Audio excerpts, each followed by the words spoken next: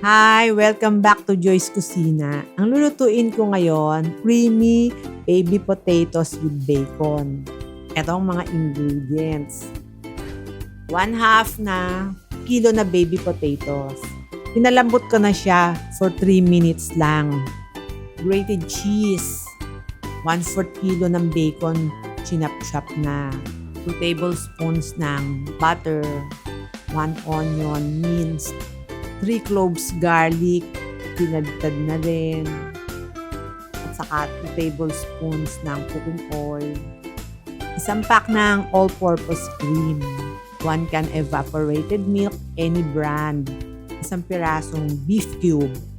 Lalagay muna natin yung cooking oil para maprito natin yung bacon. Hindi naman siya kailangang tostado, basta maging brown lang. Check natin from time to time kung nagiging brown na yung ating bacon. Pwede rin siyang haluan ng ham kung gusto nyo. Yan, brown na siya. Hanguin muna natin. Set aside muna natin yung ating bacon. Magigisa naman tayo ngayon ng garlic sa ating pinaglutuan ng bacon. Samahan na natin ng onion.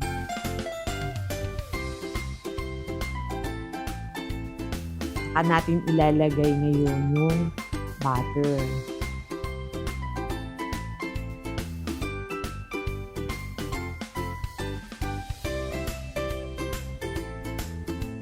Sama ng beef cube, durugin natin.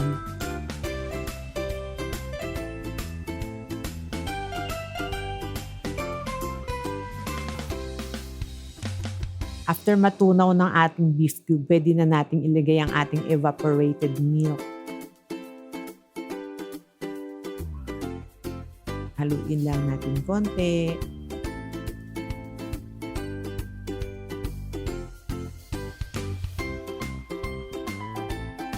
Tapos isama na natin ang ating cream.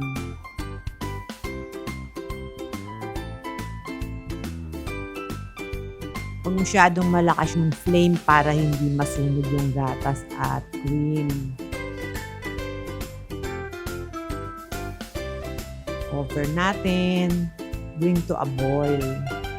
Pwede na natin ihalo yung ating pre-cooked baby potatoes.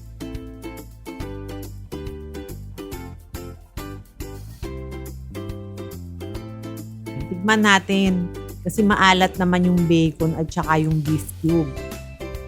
Pwede natin lagyan ng konting asin kung matabang para sa inyo.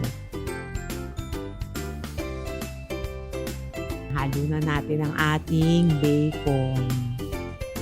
Nagtira tayo ng konti para pang toppings pag isi-serve na.